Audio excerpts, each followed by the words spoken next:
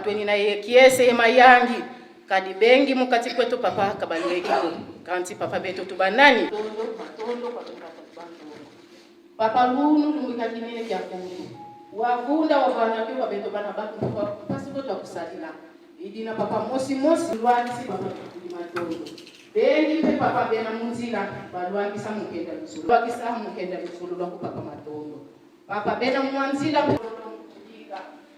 kukaka kusangwa imuntu amasumu beto bonzo beto basalila mpona lumukya msuka twatangulese bamuyambu nfatulwa mulonga mamengi kanti ngombe batikazike mandombele papa mambi mutsindendengo kadidi moso mamole ndombele mafona kini mukumati mfumya ku papa utabalina monsanza ya mfimba kadinza ya mfimba kongo ya yanza ya fana konge tata simudi kimbangu mwana bakongo bika mangeka kama monika mantantu makala nape lufufa mutulombele mudibundu diaku lufufa mutulombele mutwe muniela mieto lufufa mutulombele munza ya mfimba bika mangeka kama monika mavanga mama kantu mantantu makala nape ngiyantu kulatu papa bika wakala yetu emtsukusuno bika nsambu za tuyadila tukwa kwa yele mvu imomo tulombele mkumbuta tuzavelela se mwana ye mwana velela tulombela mahonzo. On fait la première lecture de ce jour. Nous allons lire le psaume 117. Le psaume 117, donc 2 versets, nous allons le lire en entier. Natinda beli bitumbate bala isato aose nae kukoski sabilaka tango nanga esiye kokie natinda beli bitumbate bala isato aose nae kukoski sabilaka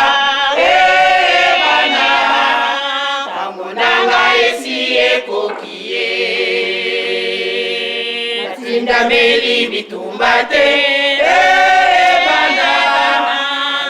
bala isato aose nae kukoki sabilaka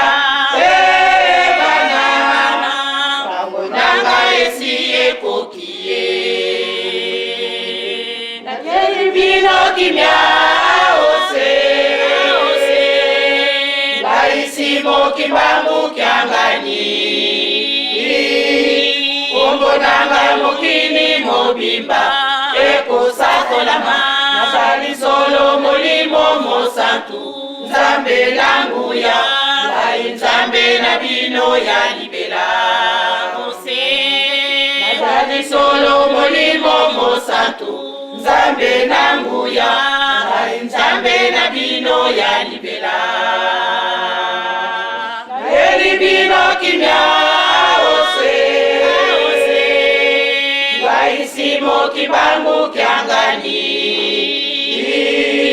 kombo nanga mokili mobimba eko sakolama nazali solo molimo mosantu nzambe nangu ya ngai nzambe na bino ya libela mose nazali solo molimo mosantu nzambe nangu ya ngai nzambe na bino ya libela bino kimya aose ngai simo kimbangu kyangani kombo nanga mokili mobimba eko sakolama nazali solo molimo mosantu nzambe nangu ya ngai nzambe na bino ya libela ose nazali solo molimo mosantu nzambe nangu ya ngai nzambe na bino ya libela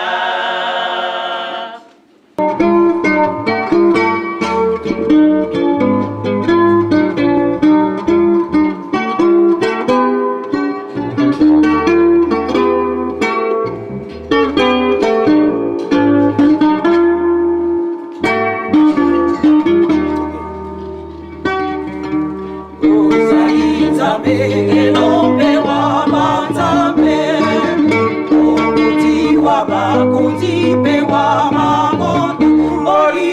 mosantu nzambe ya solo nzambe ya suka elombe suka ya banzambe ozali nzambe elombe wa banzambe okuti wa bakuti mpe wa mabota molimo santu nzambe ya solo nzambe ya suka elombe suka ya banzambe tango zalaki na yuda na bondokani ya kala okeyaki obikisaki mpe osekwisaki bawei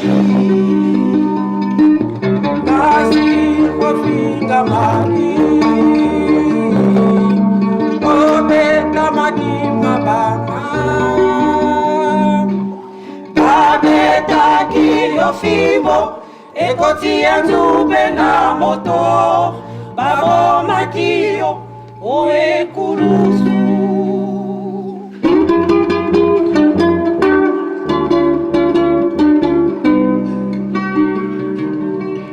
sima ya mikola misato osekwaki na bawe liboso ya kozongo mboka ya tata olongolaki bokonzi bwayo olibota ya yuda oye kopesa olibota ya pamba libota echolama omokili libota ya bazoba libota ya baindo na ekeke ya suka lisikwali sika tosepela tokanga lesengo lelo tozwi lisiko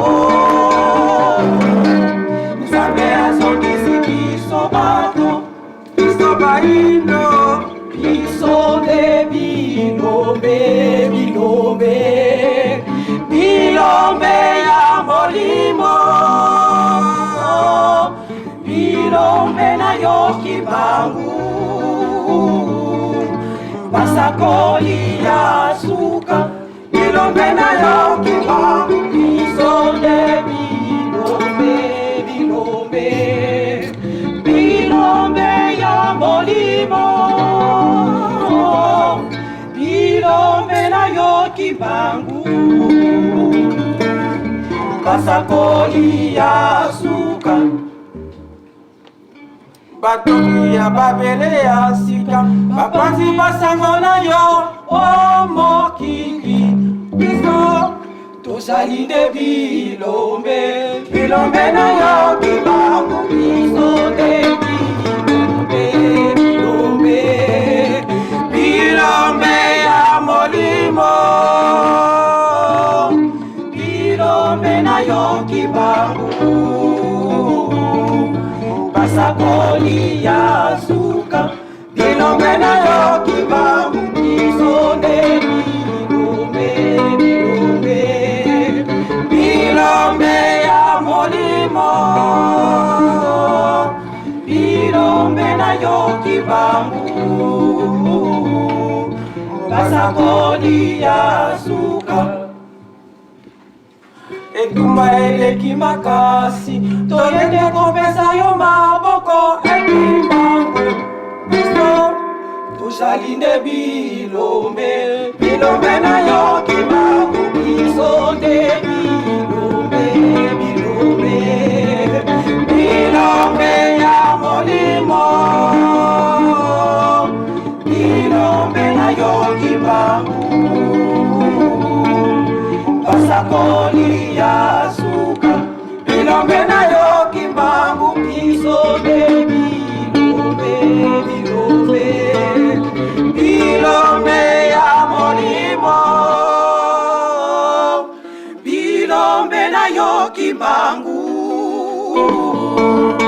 basakoli ya suka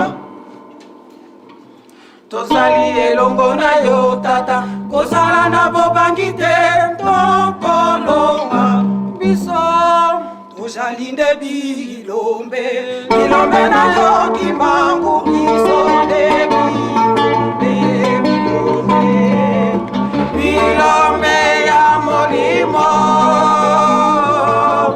bilombe na yo kimbangu basakoli ya suka bilombe na yo kimbangu kisonde bilombe ya molimo bilombe na yo kimbangu basakoli ya suka. Pour lire les décalogues qui sont en bas sur la terre et qui sont dans les eaux plus bas que la terre. Et tu ne les serviras point. Car tu punis l'iniquité des pères sur les enfants jusqu'à la mort en vain. Souviens-toi que tu feras tout ton ouvrage. Mais le 7e jour, tu ne feras aucun ouvrage, ni toi, ni ton fils, ni ton bétail, ni des tranches qui est contenu. Et il s'est reposé le 7e jour. C'est pourquoi l'Éternel a béni le jour de repos et l'a sanctifié. Honore ton père et ta mère, afin que tes jours se prolongent dans le pays que l'Éternel ton Dieu te donne. Tu ne tueras point, tu ne commettras point d'adultère, tu ne déroberas point, tu ne porteras point de faux témoignages contre ton prochain. Tu ne convoiteras point la maison de ton prochain, tu ne convoiteras point la femme de ton prochain, ni son serviteur, ni sa servante, ni son bœuf, ni son âne, ni aucune chose qui appartienne à ton prochain. Au nom du Père, du Fils et du Saint-Esprit. Nous passons au deuxième tour de chant. J'invite la chorale dirigeant et la faki.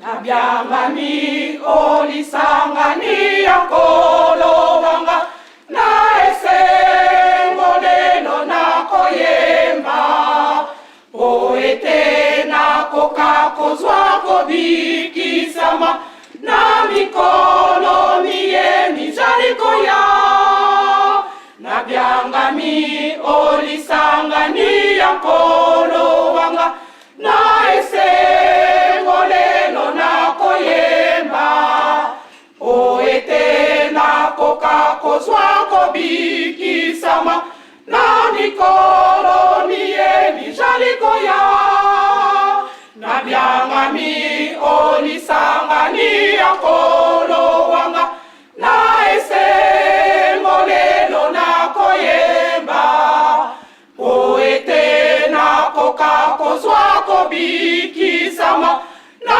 mikolo miye mijalikoya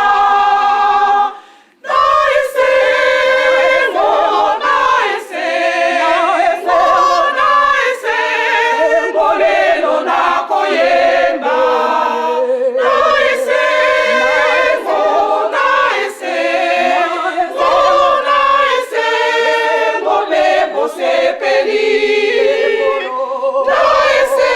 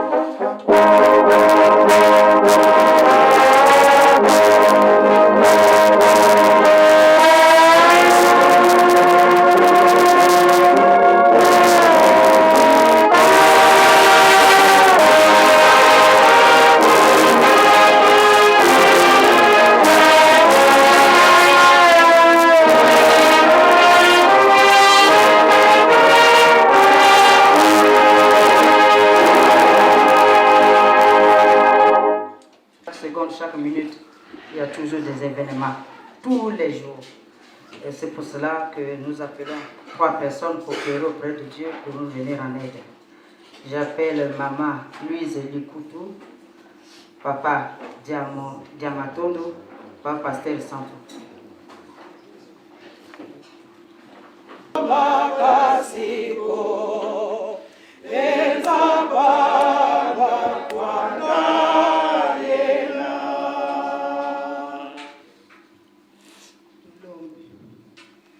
Kwa jina la Baba na Mwana na Roho Mtakatifu. Papa Simon Mbangu, Papa, angalia sisi watoto yako tunafika mbele yako kwa hii wakati, lakini mbele tunalomba sema utusamee juu atuenee tena, tunakupigia asante juu tuchunga posho mzima mpaka siku ya leo ya kubwa, siku ya 7. Juu wewe ulisema mtumike yote nyewe mnapenda siku 6, lakini ya 7 mnitumizie. Ndio Papa, tuko mbele yako kwa hii wakati. Asante sana. Tutasema nini? Yenyewe wewe Mungu au wewe tumbele, si tuseme unajua yote, lakini wewe unalomba sema munilombe tu mpate ukimya. Wewe ni Papa, tunakuja mbele yako hii siku ya kubwa, siku ya malombi, siku ya kushangilia. Papa, tuko na waza hii siku niyo ukishuka kuitunia kusiku ya le 22 mars 1918 tulikuita sema wewe ndio Papa jamii na kumtima, lakini leo tunayua sema wewe ndio Roho Mtakatifu katika sisi watoto yako. Papa, ile iko privilege juu ya sie watoto yako wa Kimangisi, juu unatuonesha yenyewe iko yako wewe mwenyewe. Papa, asante kwa siku ya leo. Papa, tunaleta mafamilia yetu mikono yako, si benye watoto yako tuko mbele kwa wakati, na benye apiko tunabaleta kwa mikono yako, asema ututengenezee yote vile wewe unaona penda, ututengenezee yote na mapendo yako Papa, ili tutaongeza katika dunia mzima na katika dini yako. Si nyewe tuko batoto yako, nasema si njo bakimangisi, tutabonesha batoto wengine benyewe kwa nje kusema sema wewe njo Mungu. Mfumo alongo yeivungudi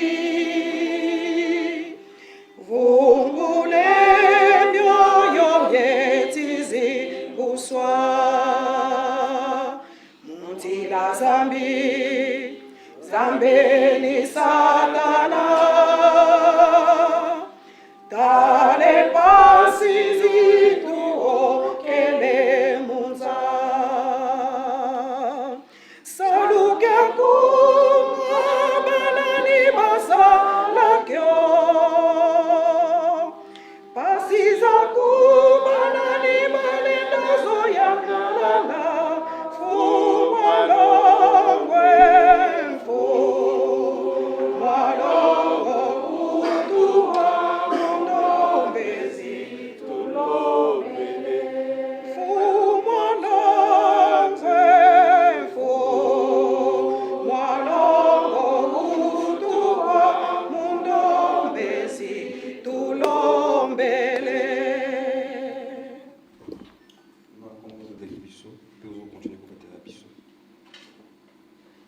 opesi biso souple de vie Papa, santé nde yango tokutani na oyo esika na ndako na yo Papa, olimbisi pamba te tozali digne te Papa ya kobenga kombo na yo, ya komerite Papa bolingo na yo, yango olamu na yo Papa toyebi ke ezali infiniment, ezali na degré te nzambe na biso Papa.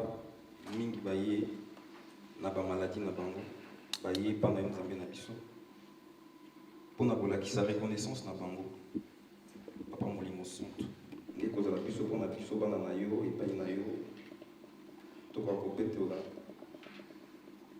mitema na biso ezaleli na biso po ezala kado epai na yo nzambe na biso, oyaki mpona kondima mpasi mpona koluka biso bato mwingi nzambe na biso esika nyonso to ezali mwana na yo au pardon, papa.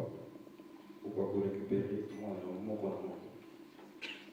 Bana na yo mingi baza na posa kosalela yo papa po bazali mama bayebi yo te papa ozali na pouvoir wana ya koincite bango baluka elongi na yo esika yo ezali.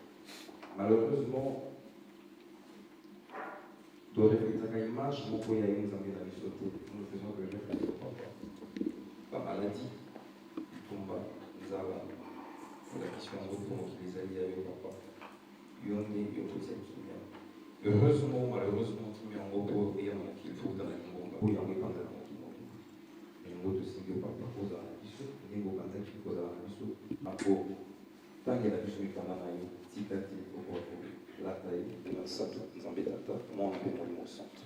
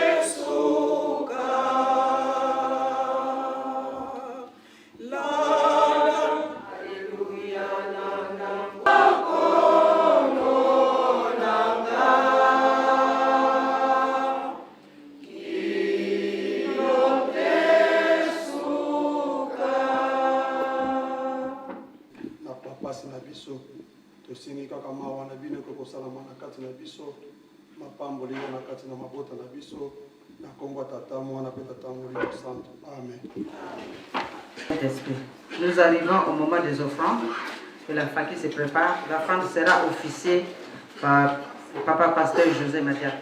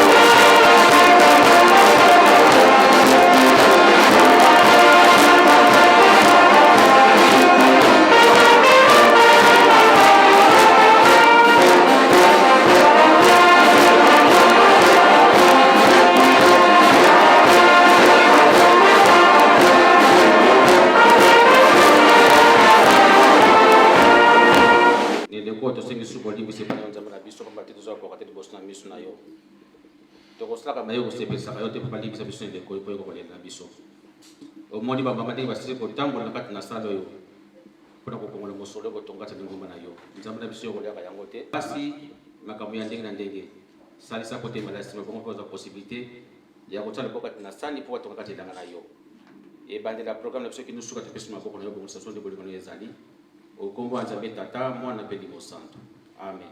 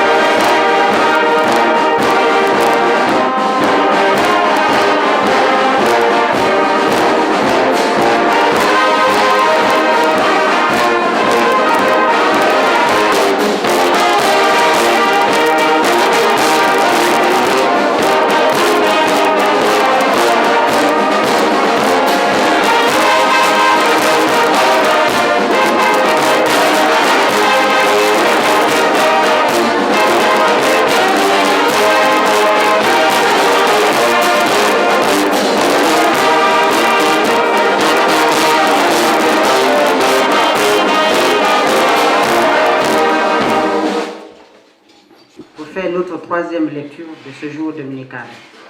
Nous allons lire dans Samuel 1, versets 20 à 22.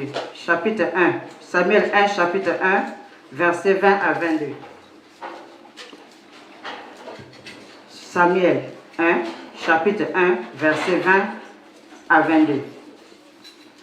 Ensuite, nous allons lire l'évangile de Saint Luc, chapitre 15, versets 11 à 20. Nous allons lire ensuite l'évangile de Saint Luc, chapitre 15, versets 11 à 20. Samuel 1, chapitre 1, versets 20 à 22. Si vous avez trouvé,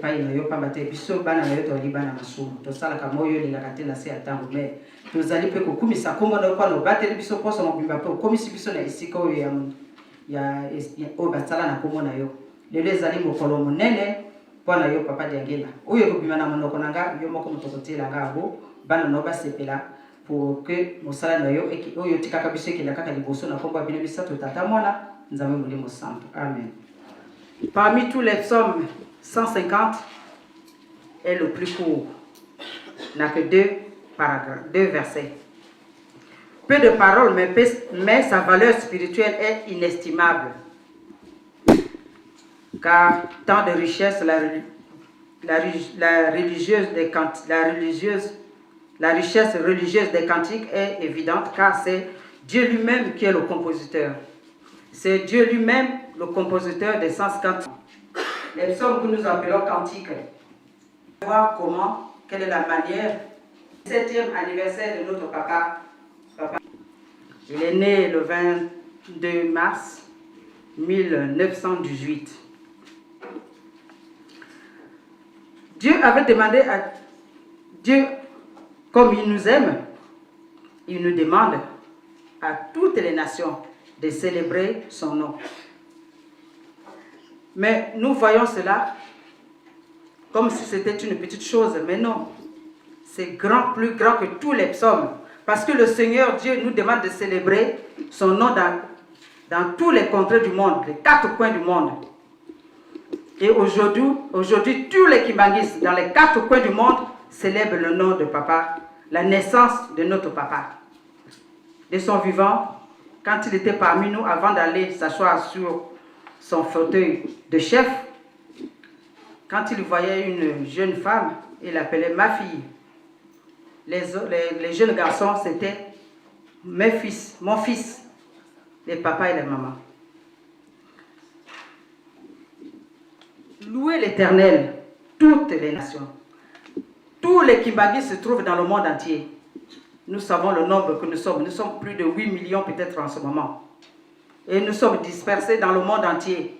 Ce jour, grand jour, qui, l'ironie du sort, tombe un dimanche aussi. un grand dimanche pour nous les Kimbanguistes, nous les enfants de Papa Dianguéda. On était ses filles à côté de lui, ses fils à côté de lui. On était entourés de lui, de son amour. Mais son amour n'a pas de fin, son amour n'a pas eu de fin parmi nous. Il était parmi nous, il nous parlait. Sa bonté était tellement grande qu'on ne peut pas mettre ça quelque part. Tellement qu'il était bon envers nous, il pardonnait tout, il était notre Père. C'est pour ça que nous demandons qu'il faut célébrer ce grand homme, ce grand être qui vient de l'Est. C'est pour ça qu'il insistait pour que chaque culte, qu'on lise le décalogue, le cœur de la loi, les commandements de Dieu Tout-Puissant, écrits par son propre doigt à travers notre ancêtre Moïse, son prophète. À cause de nous, tout ça parce qu'il nous aime, il nous aime et il nous a toujours aimés dès le commencement. Nous allons passer au test du jour que j'ai choisi à l'honneur de papa, notre papa Dianguéda.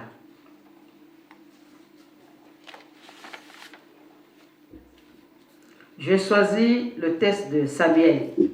Samuel n'est pas né de la même manière que notre papa Dianguéda. Samuel est né d'une femme qui était âgée, qui n'arrivait pas à avoir des enfants. En citant les exemples, ils sont au nombre de 4 ou plus. Si nous vérifions, il y a Samuel qui est né d'une femme âgée, il y a Jean le Baptiste qui est né d'une femme âgée, il y a Isaac qui est né d'une femme âgée, et il y a Samson qui est né d'une femme âgée.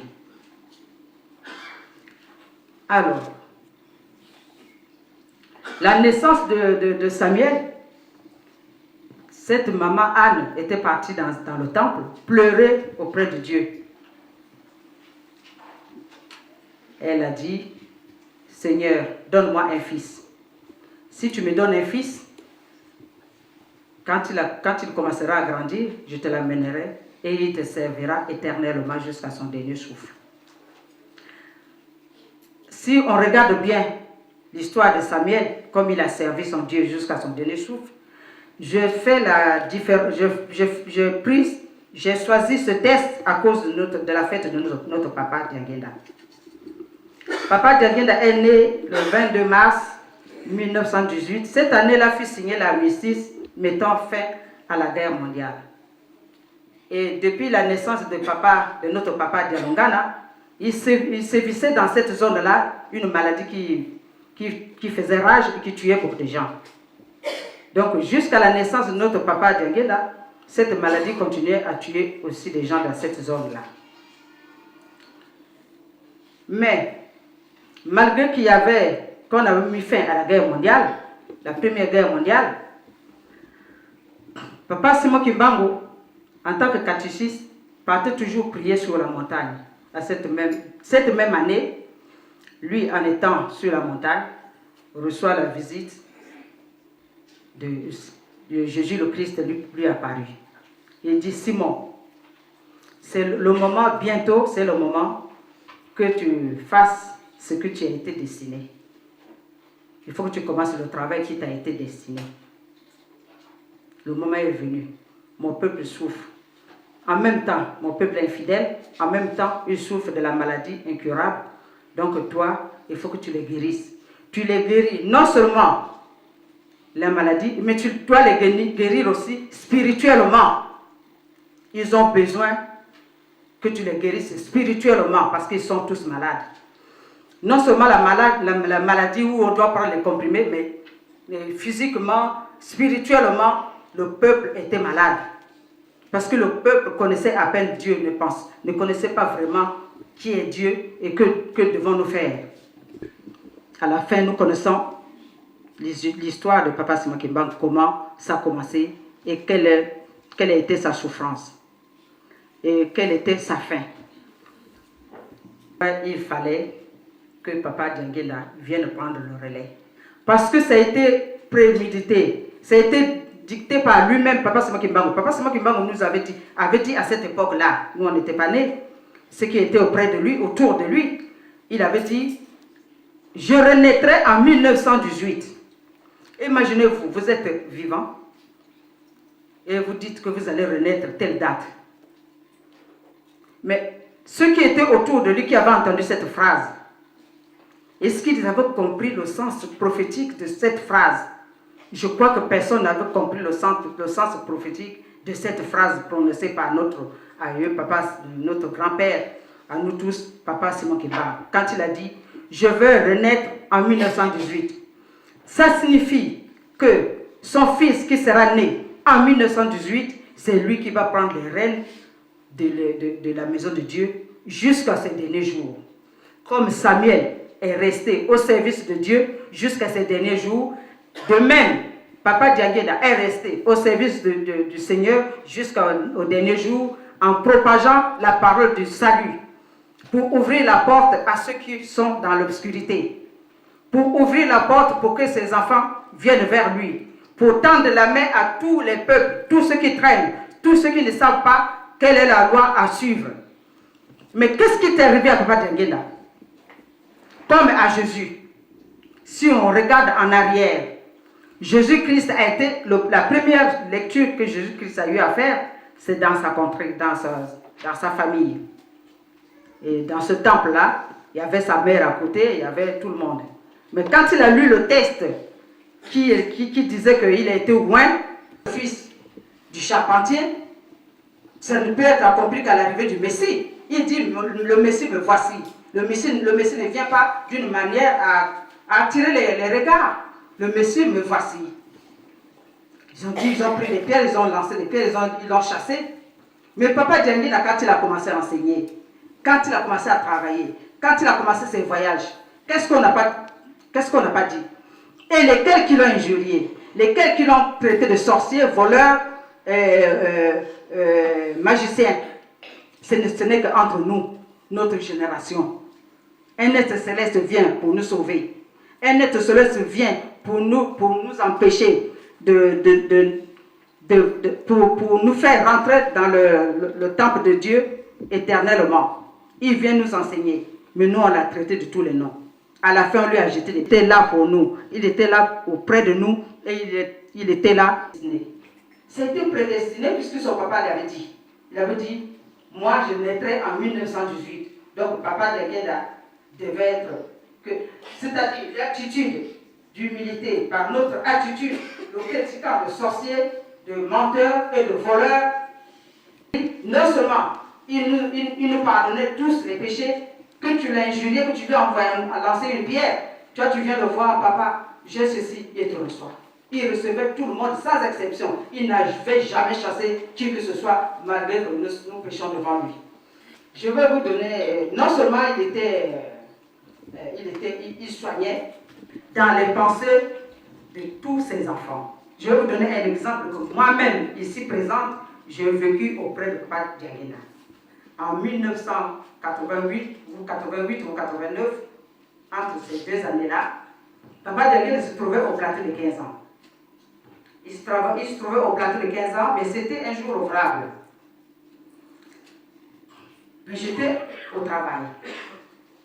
Il y a une dame, on travaille ensemble, elle vient me voir dans mon bureau, elle dit, toi tu es ici, mais tu ne sais pas que papa est au plateau de 15 ans? Je dis, papa est au plateau de 15 ans? Il dit, oui, toi tu es au bureau ici, les autres sont avec papa au plateau de 15 ans. Qu'est-ce que tu fais là? Je dis, mais tu vois bien que je travaille. Mais c'est bien 15 ans. Je laisse le travail, je vais au plateau de 15 ans. J'arrive au plateau de 15 ans, plein de monde. Je dis, mais dis donc, moi j'étais en retard. Plein de monde. Et le culte était presque au milieu. Je suis rentré, j'ai assisté au culte. Et à la fin, Papa Dianguéda a commencé à guérir les gens. Moi, ce qui m'était arrivé ce jour-là, nous cherchons des miracles, nous tâtonnons. Mais ce jour-là, pour moi, c'était un miracle. D'abord, la femme qui vient me avertir. Et l'idée que j'ai eue dans la paroisse, je me suis dit, moi je ne vais pas m'agenouiller à côté de là où papa est en train de guérir les gens, mais je vais aller m'asseoir pour l'attendre, pour que je parle avec lui face à face, et lui et moi, pas de témoin. Et ça, c'est dans mes pensées. Moi, je sors, je vais là où, quand il finit l'église, il va s'asseoir, il va manger là-bas, c'est sa maison, au plateau de 15 ans. Il y a un surveillant qui me dit, bonjour ma fille, tu vas où? Je dis, je suis venu pour attendre papa ici. Il dit, non, quand il va finir, il va être fatigué. Comme il soigne les gens là-bas, il va être fatigué, il faut le laisser tranquille, il ne faut pas rentrer. Il va être fatigué. Il ne faut pas le déranger. Pendant qu'il finissait, avant qu'il ne finisse sa parole, j'avais déjà mon pied, l'autre pied derrière la porte et l'autre pied dans la maison. Et je suis rentré sans attendre qu'il finisse parce que je ne voulais même pas, parce que ma décision c'est parler avec papa vis-à-vis et entre lui et moi sans témoin. J'arrive, je m'assois, il y avait papa Dialongana qui était là. Alors il y avait 2-3 messieurs qui étaient là. Moi je me suis dit, bah, je voulais parler avec papa, seul, il y a encore 3 messieurs là, mais je voulais que ça soit seulement entre moi et papa. Je ne veux pas qu'il y ait un autre témoin. Arrive encore une cousine à moi, avec ses jumelles. Elle vient s'asseoir, elle présente les enfants chez papa Dialongana. Papa Dialongana lui répond, non.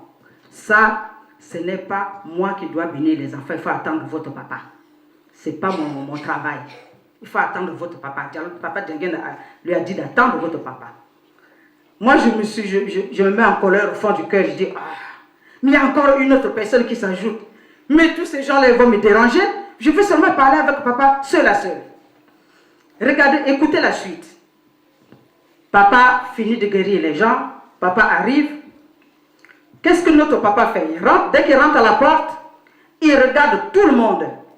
Il dit, ma fille, lève-toi, va m'attendre à la salle à manger. Je veux parler avec toi seul à seul. Alors, imaginez-vous, une personne comme ça. Ce jour-là, j'étais sidéré. Je me suis dit, mais comment papa sait que moi, dans mon cœur, je voulais parler avec lui seul à seul. Et lui, il rentre, il ne s'assoit pas, il me désigne du doigt. Il me dit, ma fille, va m'attendre à la salle à manger. Et je vais pas, dès que je finis avec les autres, je vais parler avec toi seul à seul. Que toi et moi. Et ça, ce sont mes pensées. Papa a lu dans ses pensées. Qui était papa Dianguéda en ce moment-là? Moi, à votre place, je me suis dit, je suis devant un être céleste. Je suis devant Dieu.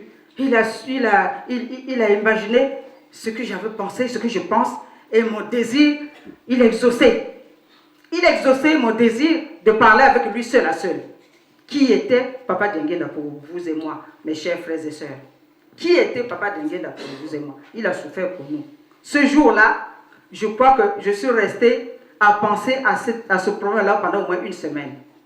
Et ce jour-là, après l'entretien avec Papa Dianguéda, je suis sorti, j'étais dans une joie tellement que je pouvais faire un accident en chemin. Parce que moi, j'étais au volant. Pendant que je conduisais, je crois que mes pensées étaient seulement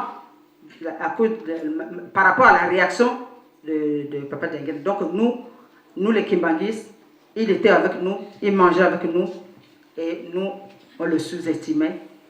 On était encore les premiers à nous critiquer. On était encore, de toute façon, les êtres célestes ne subissent que l'humiliation parmi ses proches. Et il y a toujours Dieu qui dit, il n'y a que des ennemis que dans ta maison. L'homme n'a que des ennemis dans sa maison. Mais Papa Dianguéda avait des ennemis que nous les Kimbanguistes. Mais il nous a pardonné. Il nous a pardonné du fait que nous sommes toujours ses enfants et il restera toujours notre Père. Nous allons continuer de parler de Papa Dianguéda dans l'évangile que j'ai pris de Luc, Saint Luc. Dans le fils prodigue Saint Luc, il y a 3 personnes. Il y a le père et 2 enfants. Le père et 2 enfants. Le plus jeune demande à son père de lui donner son héritage pour qu'il aille se débrouiller ailleurs.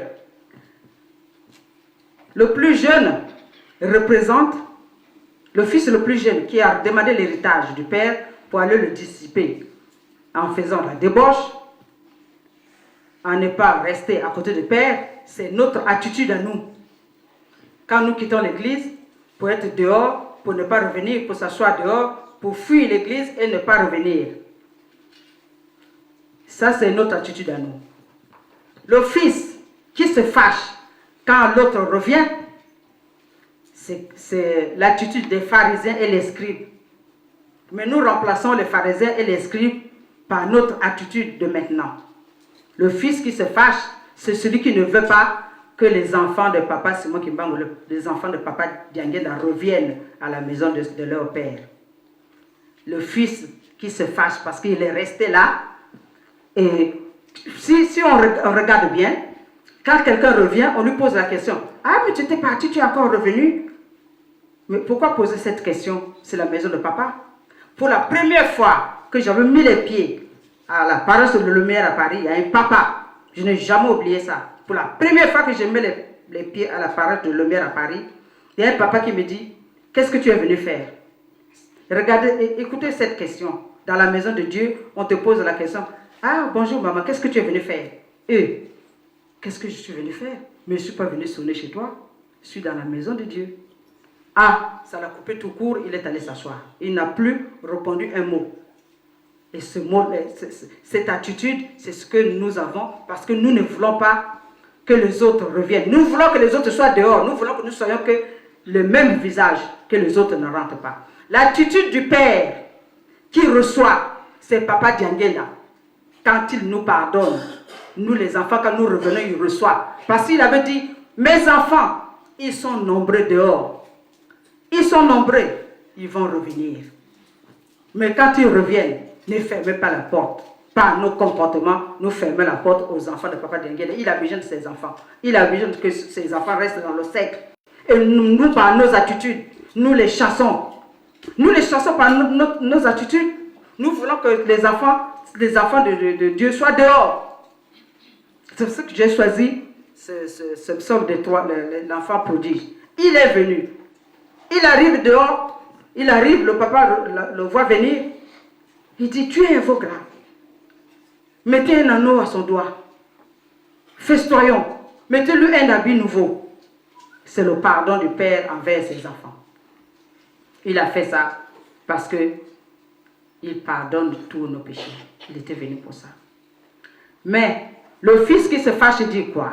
Moi, je suis toujours avec toi. Celui qui était parti, il a fait n'importe quoi et tu encore le reçois. Mais oui, il faut le recevoir parce qu'il était mort. Il faut le recevoir parce qu'il était perdu. Il faut le recevoir parce qu'il était dans les bras de Satan. Il faut le recevoir, il faut le pardonner parce qu'il est revenu à la vie sain et sauf. Donc, il faut le recevoir. Donc, il ne faut pas fermer, il ne faut pas lui dire non, non, non, ne viens pas, on ferme la porte. On ne ferme pas la porte au Seigneur. On ne ferme pas la porte du Seigneur à ceux qui veulent rentrer. Jésus-Christ avait dit ceci.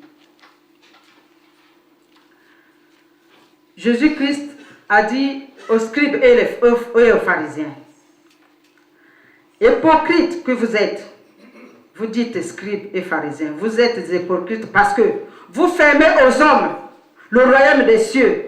Vous n'y entrez pas vous-même et vous ne laissez pas rentrer ceux qui le désirent. Parce que si nous fermons la porte pour pouvoir voir Papa Dianguela après, si nous fermons la porte aux autres, comment nous allons rentrer pour voir Papa Dianguela? Parce que nous fermons la porte aux autres. Et nous croyons que nous allons rentrer parce que nous ne péchons pas. Enfermer la porte, c'est un grand péché. Tu empêches ton semblable de rentrer, de pénétrer le royaume des cieux. Tu fermes la porte. Mais Papa Dianguela ne nous a pas laissé, ne nous a pas conseillé de la sorte qu'il faut fermer la porte à mes enfants. Papa Dianguela a dit, je veux qu'il y ait plus d'enfants encore qui viennent chez moi. Quelquefois, vous commencez, vous êtes 20. À la fin, vous vous retrouvez avec 15. Les autres ont fui. Pourquoi les autres fuient? À cause de nos comportements. Parce que nous disons que nous sommes les enfants de Dianguela, Kontima. La grande fête aujourd'hui, le nom de Papa Dianguela sur nos lèvres. Tout le mois, nous pouvons dire tout le mois, nous célébrons l'anniversaire. Demandez tout ce que vous voulez. Demandez. Mais pour percevoir, il faut que cette demande formulée en bonne et due forme. Il faut que toi-même tu sois bon. Il faut que tu sois parfait. Non, rien. Papa Simon Kimbangu ne viendra pas en aide. Papa Dianguela ne te répondra pas au nom du Père du Fils et du Saint-Esprit. Sanctifié, que ton règne vienne, que ta volonté soit faite sur la terre comme au ciel. Donne-nous aujourd'hui notre pain de ce jour. Pardonne nos offenses comme nous pardonnons aussi. Pas à la tentation et délivre-nous du mal. Car c'est à toi qu'appartient le règne, la puissance et la gloire dans les siècles des siècles. Amen.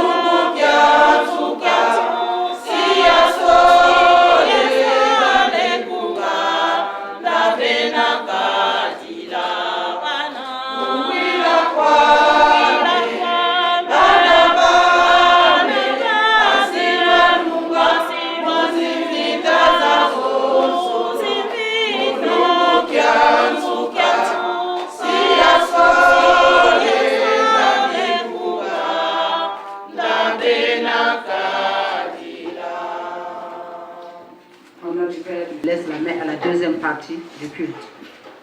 Amen.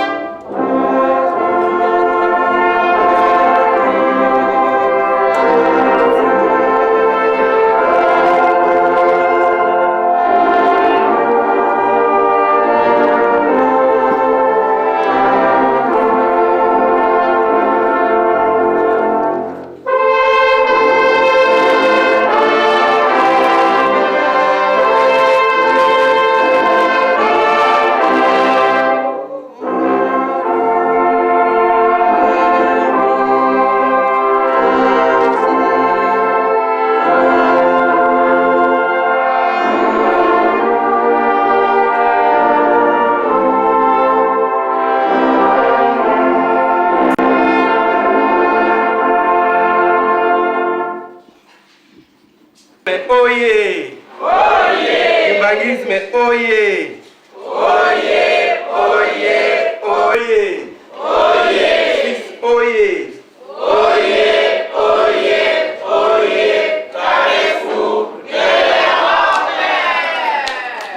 Aujourd'hui, 22 mars, c'est un jour de gaieté, un jour de bonté pour nous les Kimbanguistes, parce que nous célébrons la naissance de notre illustre papa, Papa Joseph Diangena Kontima. Papa Oye! Oye! Papa Oye! Oye! Papa Oye! Oye! Oye! Oye! Nous sommes derrière vous. Maman Catherine Akwala, y atangili biso na livre ya Psaume 117, 1, 2, Exode 20, 1, 17, verset 12 à 20. Biso.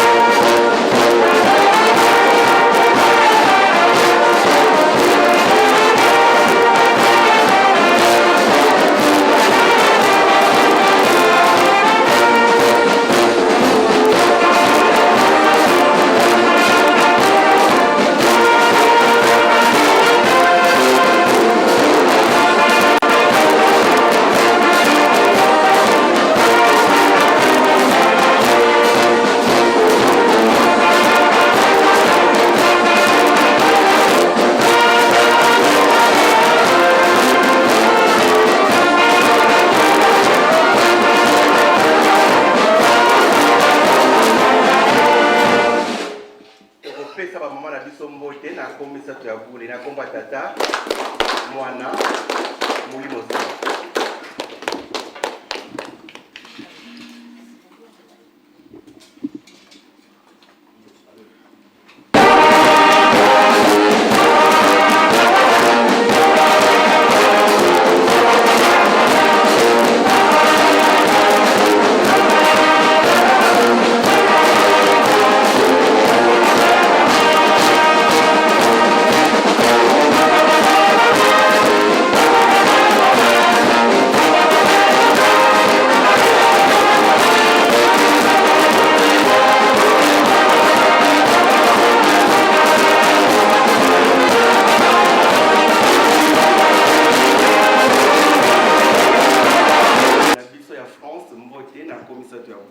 Na kombo ya tata mwana mulimo sana. Tokosenga na ba chef en mouvement ba longi ba diacre bo kotelema po ete tokosaki mbote.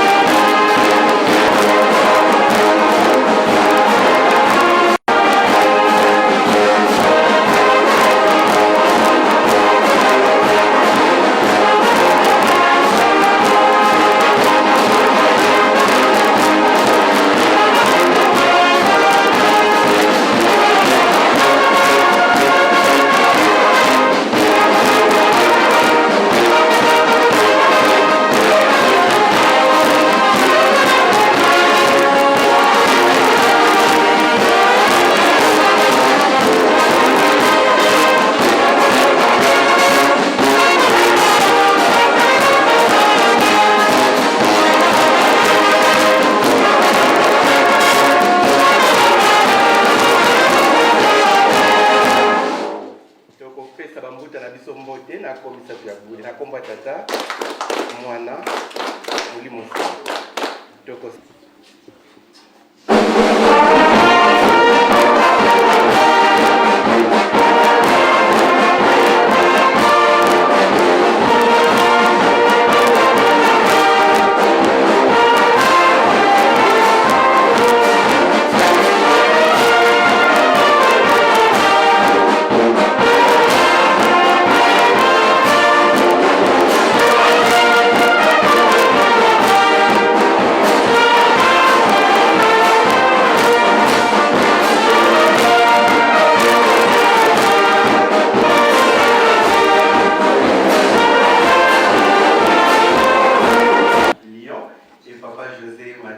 pasteur ya Suisse, ya mabango na komisa ya bule na komba tata mwana mulimo sana kwete pesa mbote.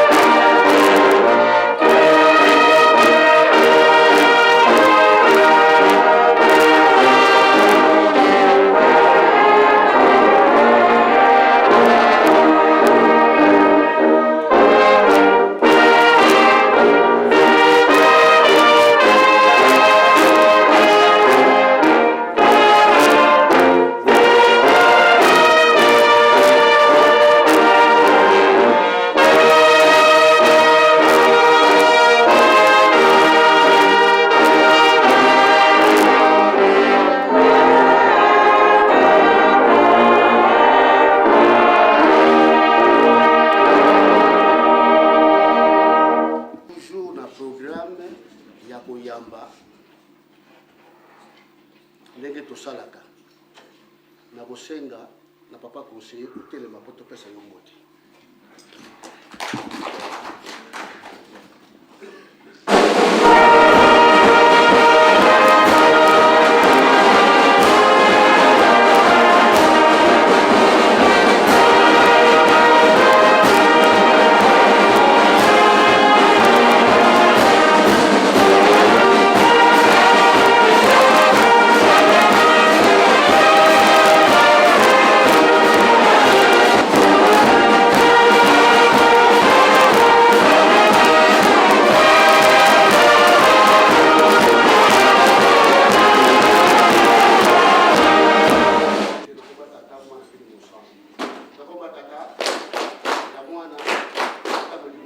Totelema po topesa bino mbote.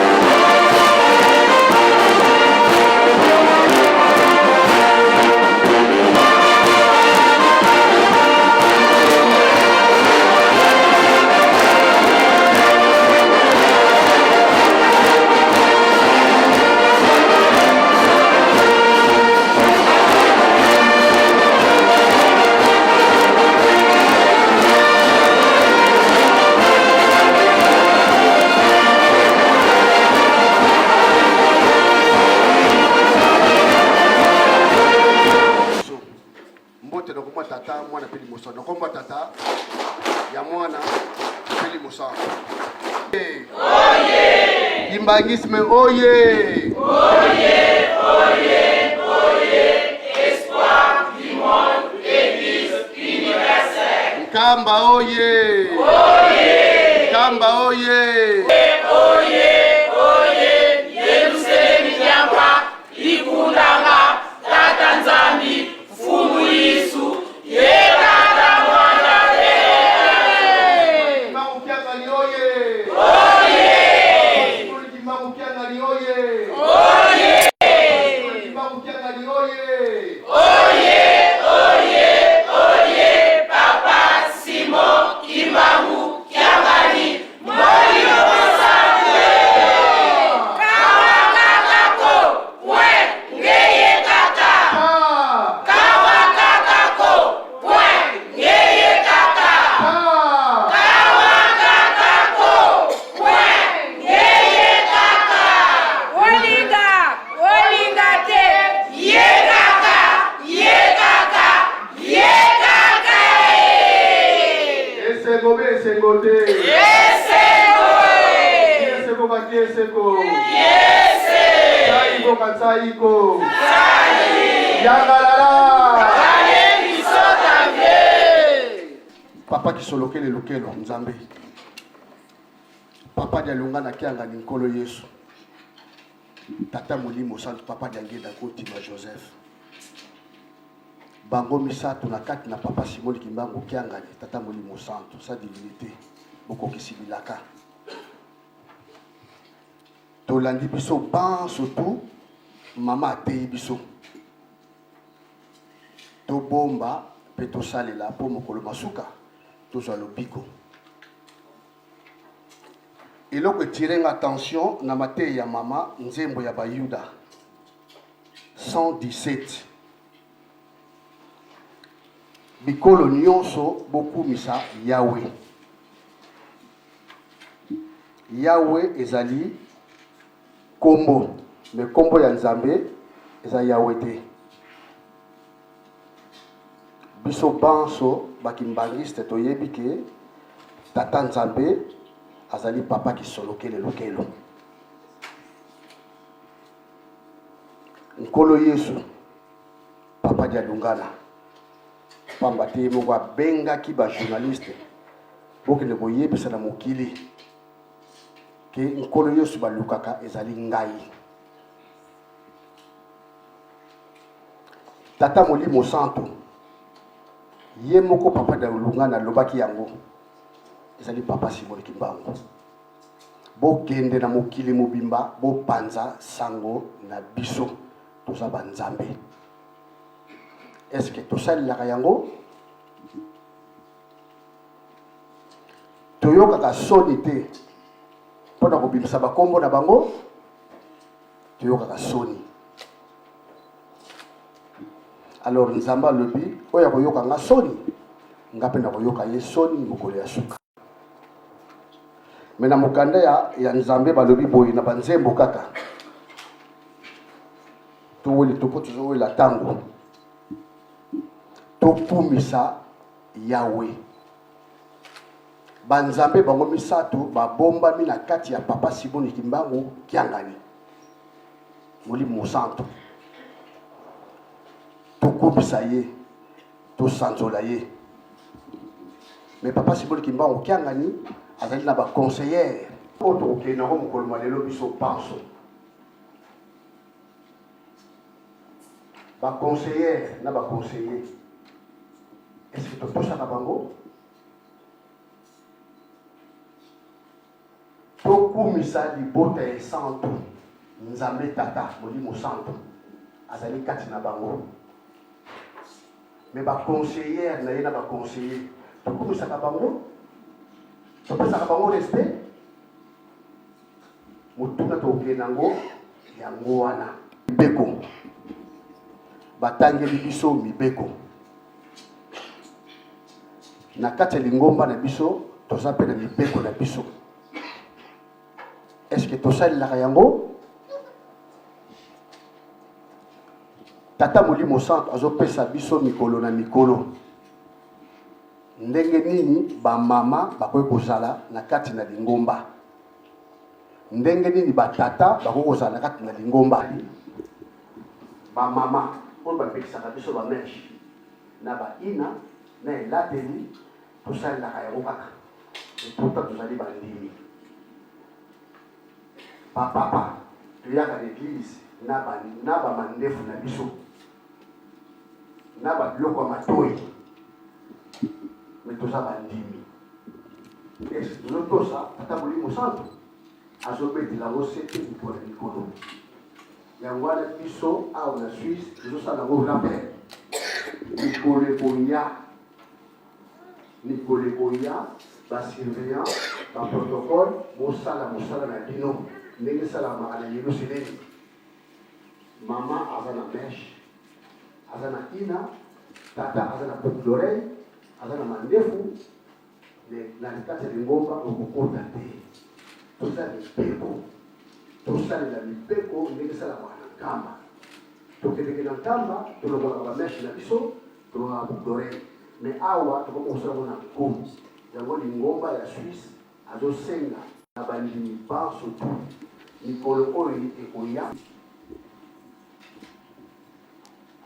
tozala ntango mingi sude tozala bomoko tosala mosala ya papa Simon Kimbangu kokia nango ndenge aza kosenga yango soki bango bayaki bango misato bayaki kotonga lingomba bango misato lingomba na ye topepisa yango te tosala bomoko yango wana na koloba mingi te mpona mokolo mwa lelo na suki boye na kombo ya tata mwana mpe tata molimo santo amen.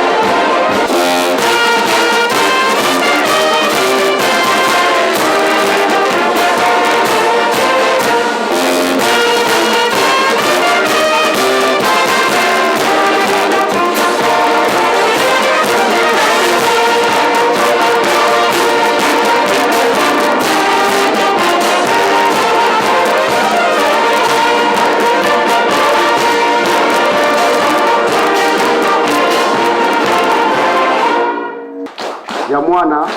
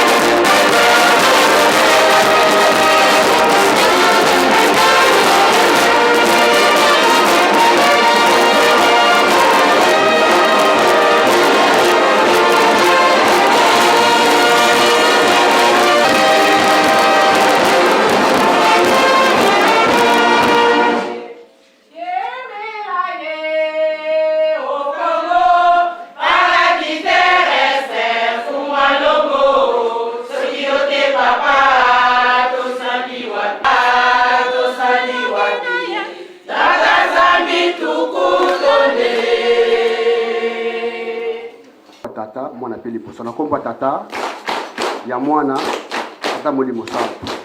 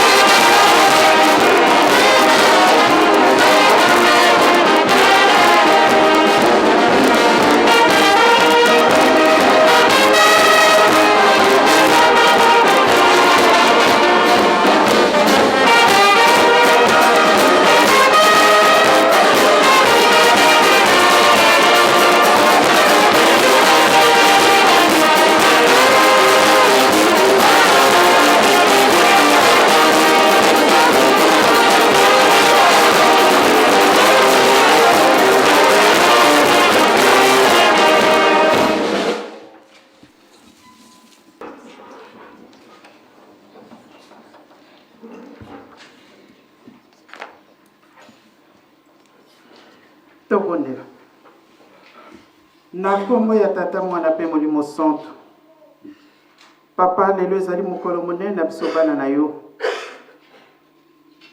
mokili mobimba oyo bayebi kombo na yo papa basanganaki kobanda na ntongo tina ntango oyo me lelo ezali yenga ya ndenge mosusu lelo mbotama na yo papa mfumu ndongo liangenda kuntima. Le 22 mars 1918 oyo kitaki ya kovanda na batu po ete bote ya biso papa mingi akoloba ezali te pamba tosoyokaki mabondeli na biso oyebi mpe pasi na biso na mikilo ya poto tovandi mpona kozwa esika tolebile ya bomoi bana na yo bauti mosika toye na biloko ya ndenge na ndenge omemi biso na mboko ya Suisse et plus précisément na ville à Genève. Papa merci na nyonso saleli biso mapamboli tosengi oyo ezangi na bana na yo na mokolo ya lelo nayebi ete okaniseli moko moko kati na biso pambola bana no partout bango bazali kimia nde tosengi mpo kimia ezangi biso zala na biso papa ti tokosilisa programme na biso na kombo ya tata mwana pe molimo santo amen. Na kombo ya tata mwana pe molimo santo Suisse oye Carrefour de jeunes oye ya solo batata na bamama mingi ya koloba ezali te toyoki matei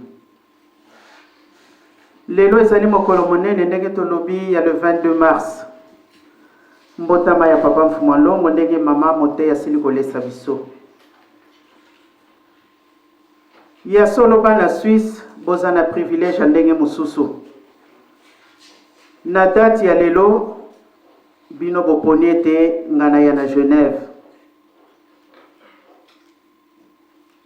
et le 8 juillet ndenge toyebeli yango papa kotika nzoto na ye na mboko oyo ya Suisse na ville ya Genève bana Suisse oye likambo nyonso kozalaka na tina lelo mbotama papa mfumu ndongo nazali comme rappeler ce qui anniversaire na ye ezali surtout ce qui salami ete bazali bango misato ya solo tozalaki kotanga esengo na papa kulutu na papa mfumu na mbanza bango misato bazalaki mutu moko ndenge toyebeli bateyaki biso mingi. Papa Mfumandongo mokolo mosusu ya anniversaire na ye na masolo kaka na bandeko mosusu oyo kaka tobotami te me bana ne pe ya molimo tozalaki baye kosouhaite joyeux anniversaire. Ya solo maloba ya papa ezalaki boye. Alobi bozala na esengo. Pamba te ngai nayaki na mokili pona renouer contact oyo ezalaki coupé entre l'homme na Nzambe.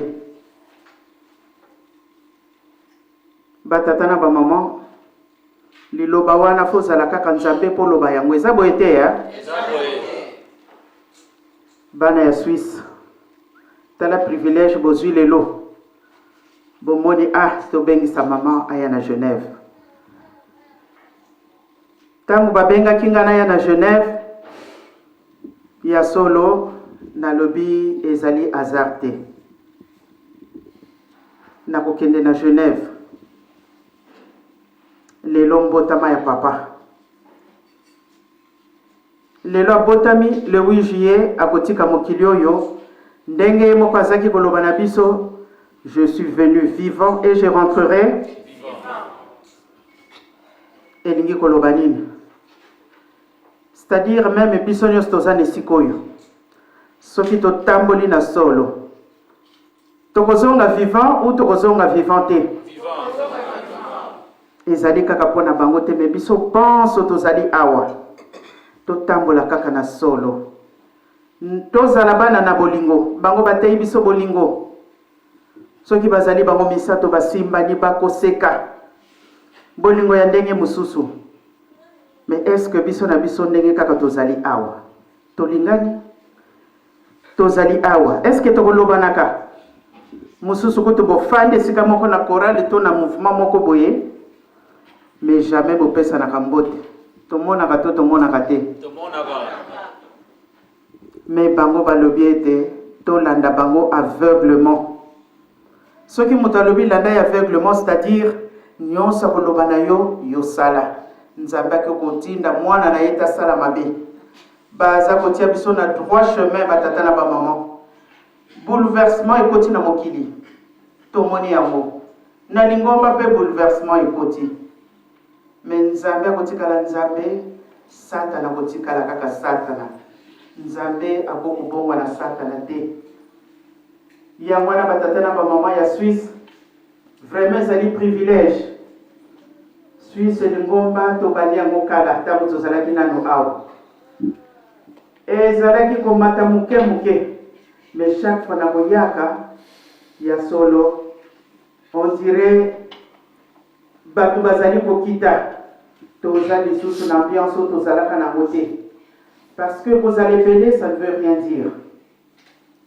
Na ntango bozali moke bokosala mosala kitoko na ntango bozali moke bolingo ekozalaka eza boye te mais biso bana ya Suisse oyo tobengi Carrefour de l'Europe biso moko toyebi pourquoi eza Carrefour ye moko papa apesaka slogan yango nakobosanaka te tozali Carrefour. Carrefour eza esika moko ya monene oyo ezali ete bato nyonso tu bayaka wana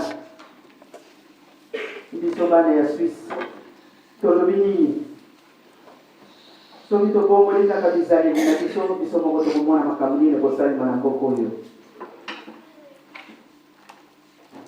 Toza na mosala oyo bapesi biso ya solo nazali kotambola mwa moke na 2003 na kele Kinshasa nasalaka une année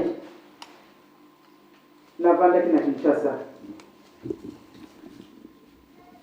abengi nga lobi tambola Kinshasa mobimba o sensibiliser bato mpona ntinsani oyo toza nango le 6 avril 2004 ya solo natambolaki Kinshasa mobimba. C'était pour la première fois ba commune mosusu nakendaki ko découvrir yango bakomini mingi na Kinshasa na yebaki yango te. Na tambolaki na sensibiliser Kinshasa mobimba le 6 avril tam tokei nkamba mosala esalamaki ya ndenge mosusu.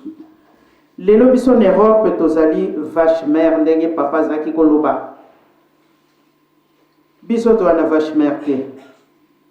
Bato mosusu bayebi soki bazangi bambongo na bango utakawa ndenge toyebi. Biso vache mère na biso lokola papa Simon Kimbangu tango batunaki ye. Balobi na ye me yo lingi kosala lingomba ozana mbongo. Ya lobaki mbongo ne nani? Biso bato ha? Biso tozali awa. Nde biso nde mbongo pamba te soko zali na bana na yo ndenge tokolobaka ozali pauvreté. Biso tozali awa. Ba papa bayaki na nzoto oyo bakeite po balobaki bakovanda libela na libela. Eza boye te Eza boye. Lelo basa kotambusa biso na papa Simon Kimbangu Kiangani. C'est lui le chef spirituel de l'église kimbangiste. Alobi na biso totonga nkamba. Malgré que ya solo tozali koyima mingi, totika koyima. Bana Israël bamonaki pasi pona koyima. Totonga kaka. Yo pesa nzambe ye moko yebi ndenge ya kozongisa. Misala wana tozali kosala ezali pona fierté na biso. Ya solo lelo toza komona importance te. Memi koleko ya batatana ba mama tokoloba ya solo. Toza na lingomba ya molimo. Mama Catherine atei biso. Apese exemple na ye.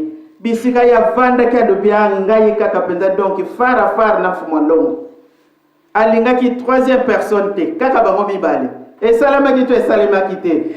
Kimbangismo ye. Nzamba tanga kana ba penser na biso. Tango yo sako bude na motema. Même oyenda kwa nzambe donc ya.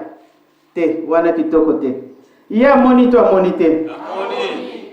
Malamu tango tokoyaka toyeba tina nini tokoyelaka. Tango tokosala ka toyeba tina nini tokosalelaka. Tozana lingomba molimo batatana ba mama. Ba témoignage ezali ebele. Soki na lobi na benga moko ya koloba témoignage na ye tokoloba makambo nini wana lisusu. Mais tango moto atei abwaki likambo moko et servir biso de leçon. Yangwana batatana ba mama.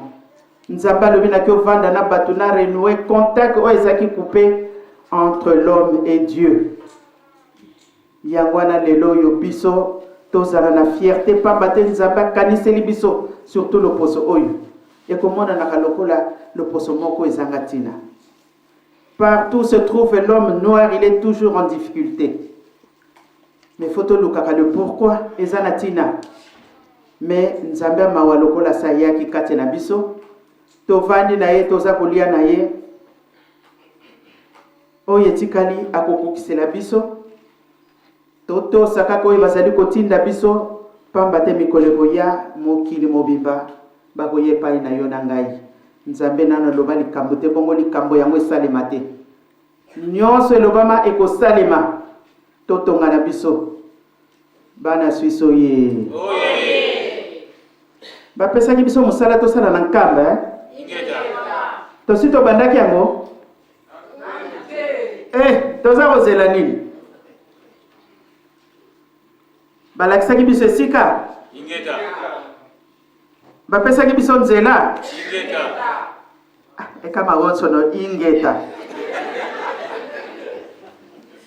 Suisse ye bongo ingeta mais pona nini toza kosala te Bana Suisse ye.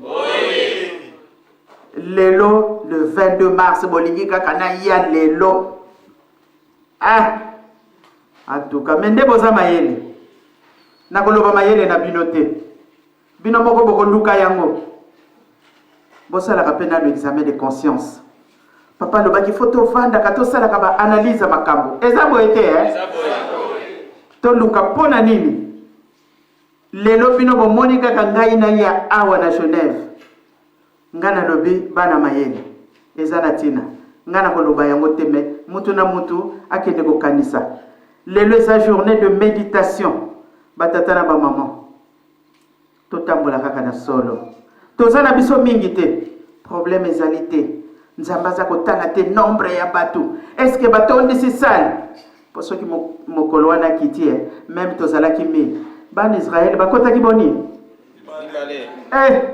atata mais biso toboyi mibale eza boye te vraiment toboyi yango na motema moko nalinga te soki bazwi exemple biso tozali exemple bana Israel nalingaka koyoka yango te po soki nakanisi parce que mibale wana nga nandimi te que je ferai partie kimbangismo ye mais tolingi mokolo wana biso nyonso parce que lingomba ya suka ezali oyo 4e génération 5e est-ce que ezali bana siso ye biso nde tosukisi nzambe akosala likambo esalema nanu te na mokili akosala ngo na ntango ya yo na ngai vraiment toza baprivilégié parmi tant d'autres tala bagénération eleki liboso na biso mais ye alobi nasalaki na bino na première génération naza kosala na bino ti lelo mais papa bakisi alobi na première génération mutu na mutu ayeba azalaki nani wana point d'interrogation ngai mwilo nazalaka nani mutu na mutu ye moko mituna yango na bana Suisse vraiment napesi bino longonia na journée ya lelo totalaka teke non mais nga nasengi vraiment boyokani nalingaki Suisse mingi boyebi yango nga nafandaki kaka tala batima yango wana boyebi yango natangi kakao na numéro 2 l'union ayaya mokwali boso na yaki okotanga nazokoma nga bime nzambe paza makambo pona nini kaka place oyo nzambe ye moko ayebi papa ye kotika nzoto na ye kaka wana Suisse na Genève lelo tombe dimanche abotami wapi na Genève bomonaki tika mama mwilo ya mwana liboso ya papa mfuma ndongo na yeto na yete ayaya moya kolobebele ezali te me nasengi kaka batata na ngai na bamama na ngai ya Suisse tozongisa bolingo oyo tozalaka nango tozalaki kaka moke omona kuna lea mosusu 10 personnes bayembi na chorale bango kaka lisusu bakende kobeta lisusu musique bazongi lisusu boye lingombe etambolaki te etambolaki te nalingi etambolaki kitoko pamba te si je devais faire un choix epai nini nalingi kovanda toujours mboka na ngai naki koloba naleki la France la Belgique mes préférences na ngai ezali na Suisse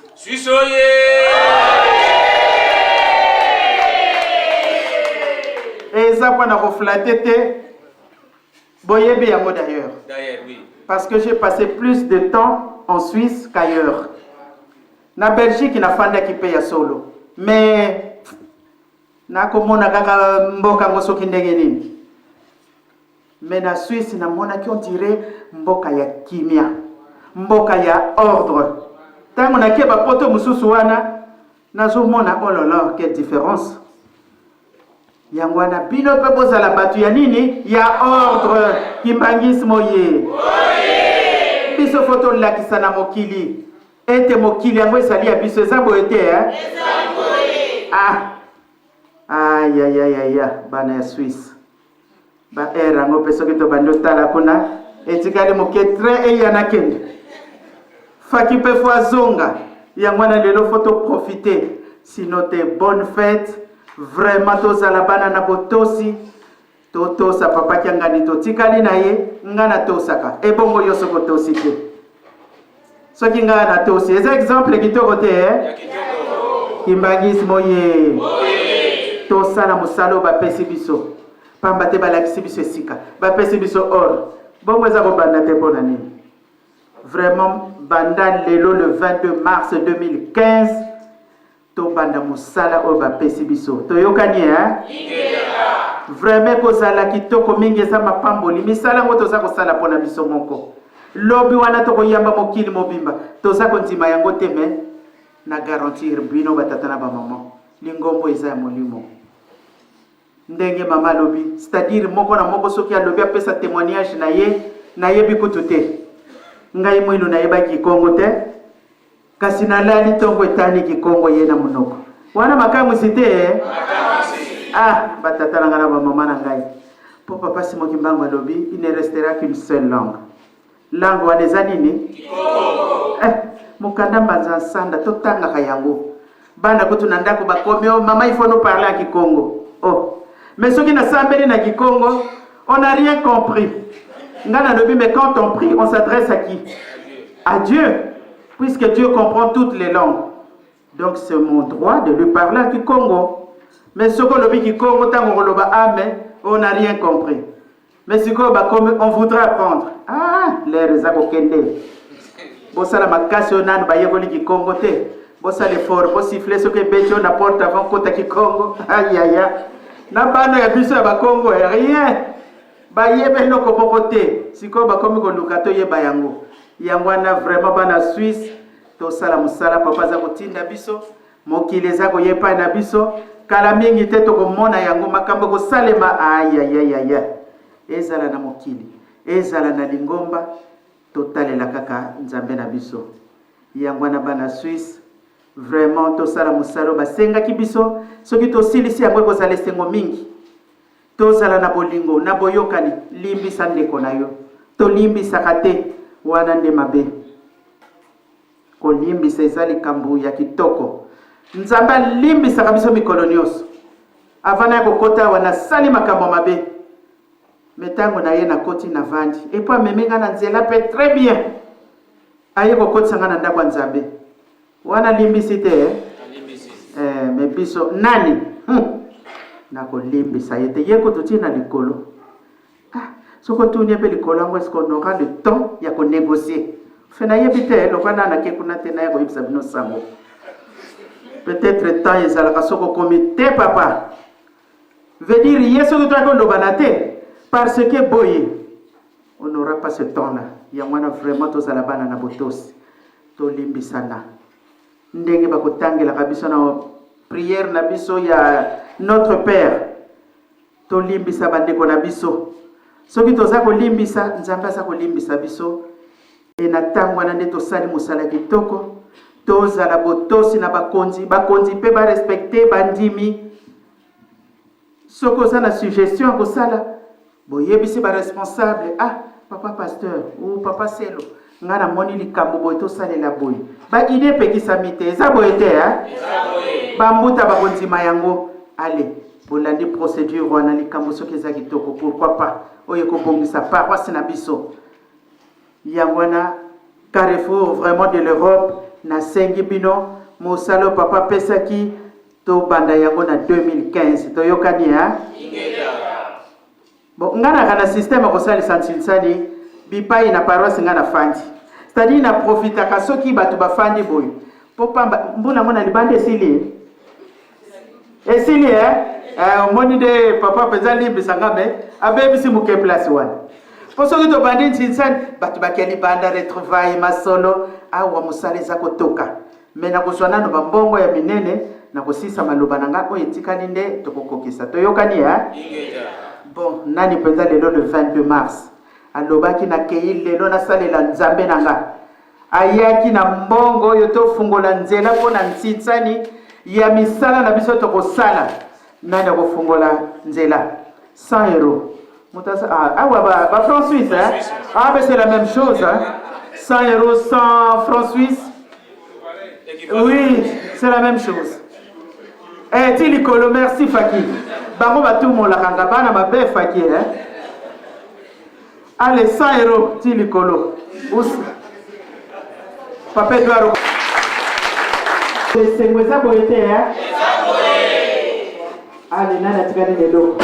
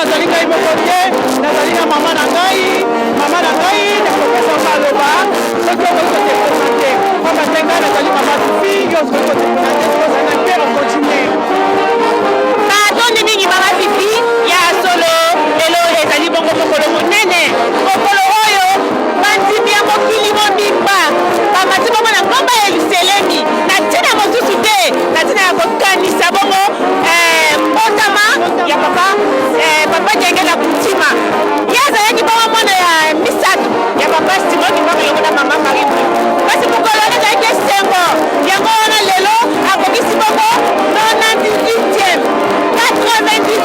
anniversaire ya mbotama na ye yango biso bakipase biso tozala na esengo tosepela na molulu wana nde na yango biso awa na mboka ya Suisse na ville ya Genève toyambaki bongo ama conseillère directe ya papa mokonzi ya vule papa na kombo ya mama Marie Pulu ye ayaki bongo kosepela molulu yango na biso bandimi ya Suisse esika wapi ekamamaka bongo na papa Ndula nde na yango tozali komona ndenge bandeko na bazali na esengo yango na molulu wana tomoni bandeko na soko baye bauti mpe bikwanya bipai lokola bamusicien bauti bongo na mboka France tomoni bongo bandeko na biso bamusicien bango mpe baye kosangana baye kosepela elongo na biso awa na kati ya mboka ya Suisse tomoni mpe ndeko na biso mama Fifi tomoni papa Lambert papa Tony biso nyonso tozali kaka na kokanisa bongo mbotama na ye ya papa Molimo Mosantu tolandi maloba ya mama mokonzi mama conseillère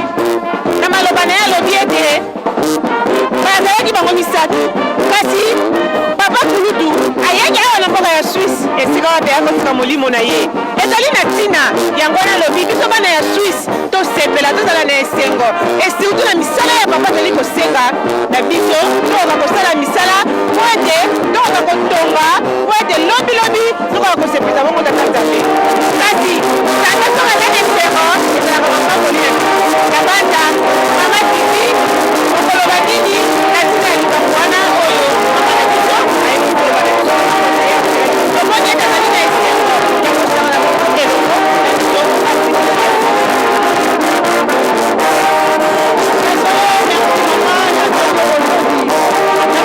Lelo nini kani mama Fifi akokoloba tomoni kitoko ete